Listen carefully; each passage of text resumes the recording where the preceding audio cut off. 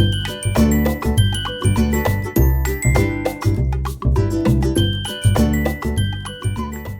guys, and welcome back to my channel. If you are new here, what up? My name is Melissa and we talk about everything. Not too long ago, I made a series called Meet My Foliage Family, which was me going around and picking a bunch of my plants and sitting down, talking to you about it, telling you everything I know about it, what I like about it, etc., giving you a care guide, and then playing a little game with you guys down in the comments. So I think I made about 2 of those videos. One of them for sure took off, and with that success of that first video, which was Meet My Foliage Family episode 1, it was on my orange spider plant. I will put a link to that video down below. And it got a lot of traction, and because of that, I want to kind of bring that back. So here is Meet My Foliage Family episode 2. Today we're going to be talking about this little cute beauty. This is my Oxalis Triangularis. That is the scientific name for it, the Latin name for it, but a common name that you will find in most greenhouses and big box stores would be the Shamrock Plant. This here is like a very deep purple. Most people know this plant by the green one, and then I'm pretty sure there are 2 different types of very tiny leafed ones. So these leaves are actually pretty big. Big, I mean, they're not huge, but they're fair size compared to the tiny ones. There's a burgundy one, and then there is also like an orangey red one in the very small variety. This particular plant, I'm pretty sure I got from my friend Amanda a very long time ago, like literally about 2 years ago. And it is not my first Oxalis that I have owned. I've owned many of these plants, even including the little tiny ones, and I tend to always kill them. I honestly personally don't even know how I can keep this plant alive, because it never really grows. It'll grow a little bit more in the summertime, but it never really like gets more full. I never have to move it into a new pot.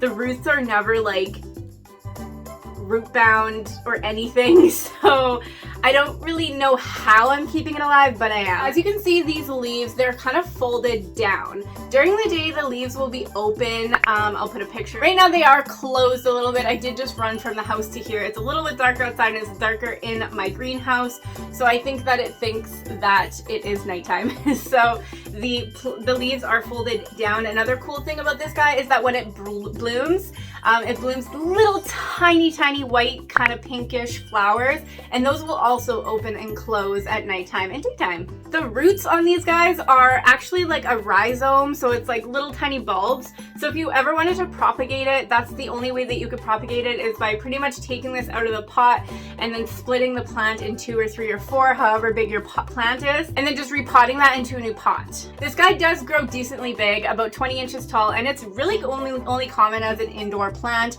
I mean, if you live in a zone like 10 or more, I'm sure you can survive with putting this guy outside, but it is mostly just a indoor plant. I'll put a close-up on the screen right now, but a cool thing about the leaves is that the leaves really remind me of a fluttering butterfly, and it's not just a straight purple, it is actually a light purple, and then it has some dark purple like splotches on it, which I think is absolutely gorgeous and stunning, especially in the sunlight. And then I'll also put another close-up here of some of the new leaves that are popping out. I think it's the most adorable way a plant can grow a new leaf. It just pops out of the soil and then it just keeps growing, and it's like the cutest thing I've ever seen. So I was doing a little bit of research on this guy just for fun, and just to educate myself a little bit more and make sure I don't miss anything. I did learn that allegedly, please take this with caution, I'm not telling you to do this. I actually completely go against doing this, but apparently the leaves, the stems, and the flowers are edible, but in very small quantities and doses. I think people will take the really pretty purple leaves and they'll put them as like salad toppings to make your salad more cute, but honestly there's a lot more edible things that you can do that are like FDA approved. I don't really I do not suggest doing that at all, because even though they may be edible, most sources that I found online said that they were toxic in in high doses. And what makes it toxic is the oxalic acid, which if you don't know what that is, it's pretty much a chemical compound that gets rid of rust. So I don't really know if you want to be ingesting something like that and putting that in your body. So I definitely don't suggest doing that. So now I'm just gonna jump on into a quick care guide, how I care for this plant. So basically I've had this plant for, like I said, I'm pretty sure I'm going on like 3 years, this particular plant. It's never really grown much. I did give it a new pot this year. But for lighting, I give it bright light. It's always looking at the sun. It's always up in a window, on a windowsill. It can always see the sun for at least 5 to 6 hours a day, and it seems to be doing quite well. You do want a well-draining soil because it is a bulb or a rhizome. These are prone to like root rot, which means the roots will get all mushy if it gets too hot. So you want to if it gets too wet, so you want to make sure that you have a well-draining soil for your Oxalis plant. And as for watering, I honestly water the majority of my indoor plants once a week, once every 7 to 10 days, and they all seem to do just fine. Especially this one, I don't really let it dry out, but I also don't let it get soggy at all. So that concludes episode 2 of Meet My Foliage Family.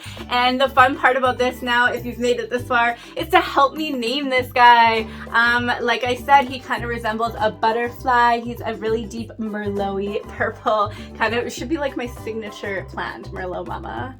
Help me name this plant and leave me your suggestions down in the comment section down below. Don't forget to hit that subscribe button. And you guys, I'll see you guys in the next episode. XOXOMM. Bye!